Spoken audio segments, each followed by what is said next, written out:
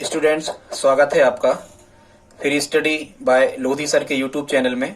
आज हम आपके सामने लेकर आए हैं गणित, और गणित में हमने प्रारंभ किया है सांख्यिकी से। और सांख्यिकी में हम आपको आज तो हालांकि बताने वाले हैं हरात्मक माध्य और गुणोत्तर माध्य के बारे में।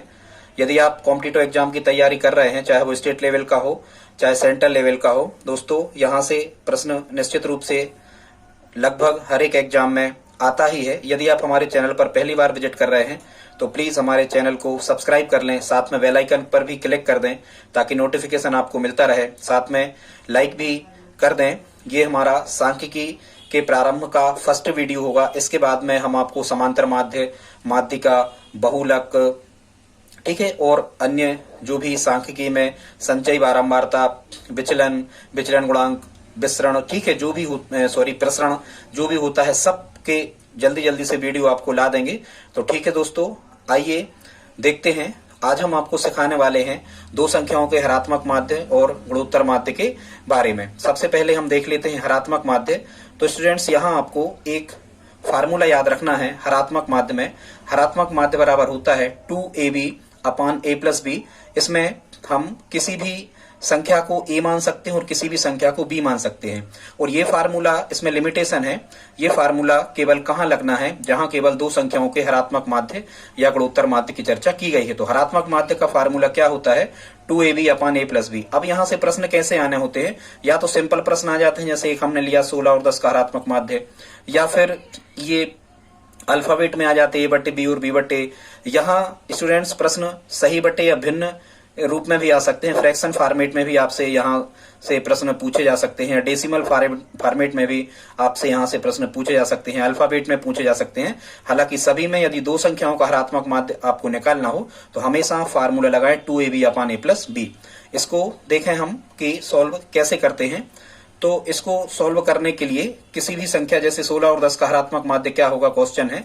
इसमें a की वैल्यू रख देते हैं हम 16 और b की वैल्यू रख देते हैं 10। तो जब हम यहाँ मान रख रहे होंगे, फार्मूला लगाएंगे 2ab upon a plus b, तो यहाँ मिलेगा 2a, मतलब यहाँ कोई सिंबल नहीं है तो ये मल्टीप्लाइकेशन, मतलब यहाँ गुणा है। 2a की जगह रखेंगे हम कितना, 16, और b की जगह कितना रखेंगे हम, 10 रखेंगे। अपॉन क्या कह रहा है? अपॉन कह रहा है a plus b। a plus b मतलब क्या होगा, 16 धन 10। इसको जब हम सिंप्लीफाई कर रहे होंगे तो हमें कितना मिलेगा, 16 दूनी 32 और 32 धाम कितना, 320, और बटे 16 और 10 कितना आ रहा होगा, 26 आ रहा होगा। जब हम इसे कैंसिल आउट कर रहे होंगे 320 और 26 को, तो यहाँ आप 2 से कैंसिल आउट कर दो, क्योंकि 4 से तो ये कट नहीं रहे। 4 से क्यों नहीं कट रहा? देखो लास्ट में यदि अंतिम दो अंक दाएं से डबल जीरो हो या 4 से विभाजित कोई संख्या हो तो 4 से कट जाते हैं। 4 का डिविजिबल रूल है, तो 2 से तो कट ही रहे हैं। ठीक है, 2 से जब हम 320 को काट रहे होंगे स्टूडेंट्स, तो यहाँ आ रहा होगा 160, और जब हम 26 को काट रहे होंगे 2 से, तो यहाँ आ रहा होगा 13। तो ये हमारा आंसर होगा 160 बटे 13। या फिर इसको मिक्स फ्रैक्शन में भी बदला जा सकता है, इसको सही बटे के रूप में भी लिखा जा सकता है। अगला क्वेश्चन हम देख लेते हैं।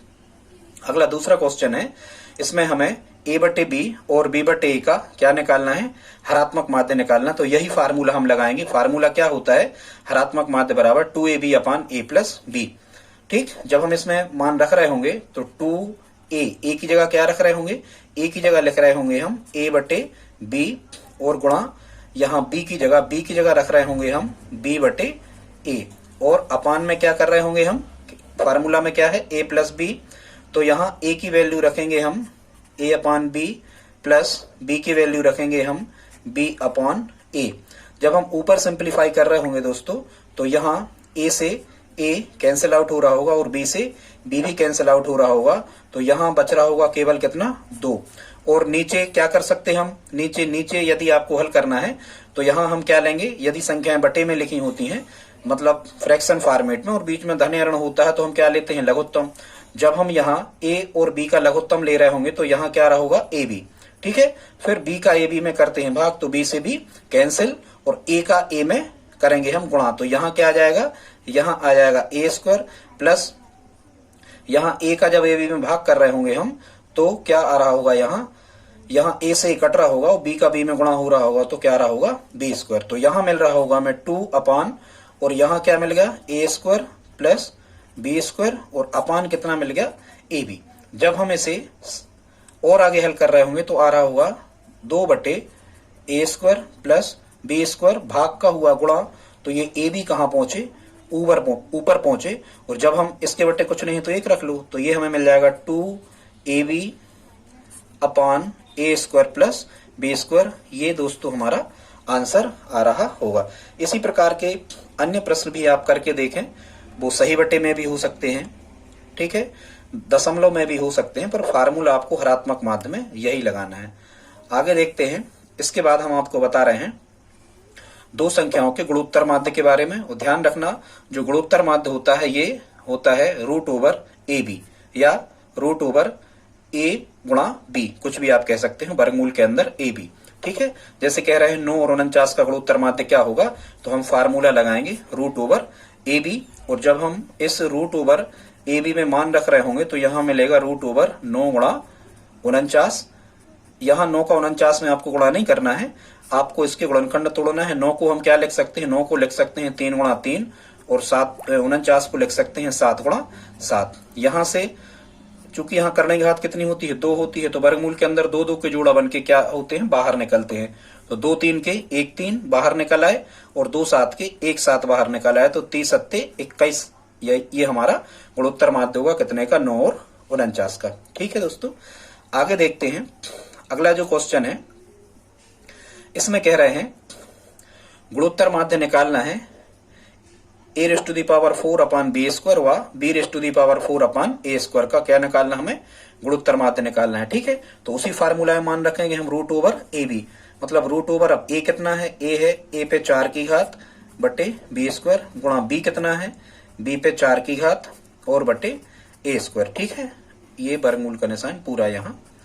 अब हम यहाँ क्या कर रहे होंगे, या तो आपको ये पता होना चाहिए कि आधार समान हो तो भाग में घातें घटती हैं। a पे है 4 की और यहाँ a पे है कितने की, 2 की, तो √, ये 4 में से 2 घटे तो यहाँ a पे कितने की बची, 2 की घात बची, ठीक। और इसी प्रकार से यहाँ b पे 4 की और यहाँ b पे 2 की है, तो यहाँ गुणा में b पे कितने की बची, 2 की बची, ठीक है स्टूडेंट्स। इसको हम a स्क्वायर को, या तो देखो वर्ग से वर्गमूल कट गया, ये भी आंसर आ गया, या हम इसे क्या लिख रहे होंगे, इसे लिख रहे होंगे a गुणा a और गुणा इसे लिख रहे होंगे b गुणा b। और जैसा हमने अभी आपको बताया था कि यहाँ 2 2 के जोड़े बन के बाहर निकलते हैं, 2a का a मिल गया और 2b के 1b मिल गया, मतलब यहाँ हमें मिल गया a गुणा b। इसका मतलब इसको हम कैसा लिख सकते, ab। ये दोस्तों हमारा आंसर आ रहा होगा। इसी प्रकार से अन्य प्रश्नों को आप बड़े आसानी से हल कर सकते हैं। बस आपको 2 फार्मूला याद रखना है। 2 फार्मूला कौन से हैं, एक तो आपको याद रखना है हरात्मक माध्य का, और हरात्मक माध्य का फार्मूला क्या होता है, हरात्मक माध्य का स्टूडेंट्स फार्मूला है 2ab upon a plus b, ठीक। और गुणोत्तर माध्य में गुणा ही है, ऐसे आपको याद रखना। गुणोत्तर माध्य का हमारा फार्मूला क्या है, गुणोत्तर माध्य का जो फार्मूला है वो है कितना, √/ab, ठीक है, √/ab ये गुणोत्तर माध्य का फार्मूला है। दोस्तों आज का वीडियो यदि आपको अच्छा लगा हो तो प्लीज लाइक कर दें, हमारे चैनल को सब्सक्राइब कर लें। हम MP पुलिस SSC GD के हिसाब से ये मैथ्स के वीडियो लगा रहे हैं। सांख्यिकी में देखना, आप जितने टाइप के सांख्यिकी में क्वेश्चन हो रहे होंगे ऐसे आपको कहीं नहीं मिलेंगे। बस आप चैनल को सब्सक्राइब कर लें और कमेंट करें। धन्यवाद।